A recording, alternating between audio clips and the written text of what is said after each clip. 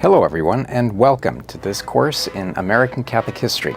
I'm Dr. Matthew Bunson, and I have the distinct pleasure and privilege of serving as your guide over the next 8 weeks into what I hope will be an interesting, educational, and also spiritually rewarding journey into American Catholic history. Literally, the history of the Church in America, in the United States, from 1492, of course, with Columbus, all the way to the current pontificate of Pope Francis. As you can imagine, we have an immense amount of ground to cover in this kind of a course, and while it is a survey course, it is my hope that you're going to be exposed over those weeks to a lot of primary readings, to some of those original documents, writings, reflections, prayers, and experiences of the giants who helped create and build the Church in the United States. We're going to run across some pretty intriguing characters, everyone from Archbishop John Carroll, the first bishop in the United States, all the way to some of the figures of our own time, including, of course, Pope Francis, as well as Cardinal Timothy Dolan, the Archbishop of New York, and figures of recent memory, such as Dorothy Day, and some other even more interesting figures, such as Thomas Merton, Fulton J. Sheen, and others. Over the weeks, I will hope that you will participate, and you are in fact expected to participate, in our weekly discussions. Those are important, not only because you'll have a chance to get to know each other, but also to participate more fully in the classroom discussions that we have each week as we sort of move progressively through each of the eras of American Catholic history. The material at times, I fear, is going to seem perhaps even overwhelming with the amount of reading over this course, but I want you to really enjoy each week. Each week is going to be a little different.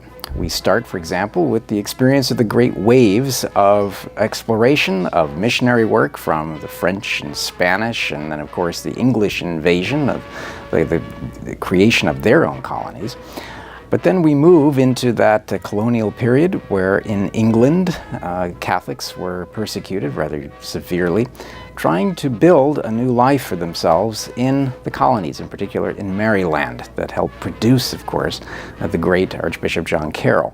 We're going to progress from there into the great waves of migration, including the Irish, the Germans, the Italians, the Poles, and the Lithuanians, and into sort of American Catholicism coming into its own in the early 20th century, where as the Catholic population grew steadily, Americans became more involved in American political life and social life.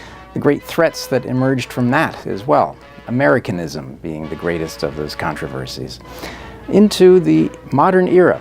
The hallmark, of course, being the election of John F. Kennedy as president in 1960, all the way to the crisis that was caused by the sexual and political and social revolutions of the 1960s, the rejection by many American Catholics of Humanae Vitae, the encyclical by Pope now St. Paul VI in 1968, the crisis of Catholic identity in the modern era, and of course, the pontificate today of Pope Francis, with all of its many dimensions and many intriguing components for us as Catholics, the prophetic witness of caring for the poor, of going out to the peripheries in what is an increasingly secular time.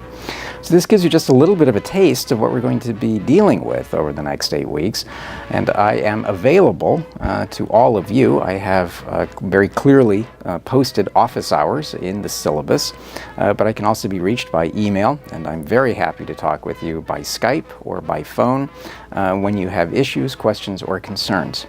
I would encourage you to take your time and delve through the syllabus.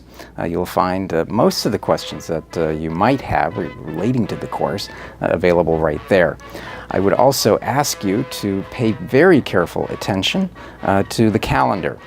Assignments are due on specific dates, and while I am generally very flexible in terms of late assignments, I do need everyone to try to keep up with the course.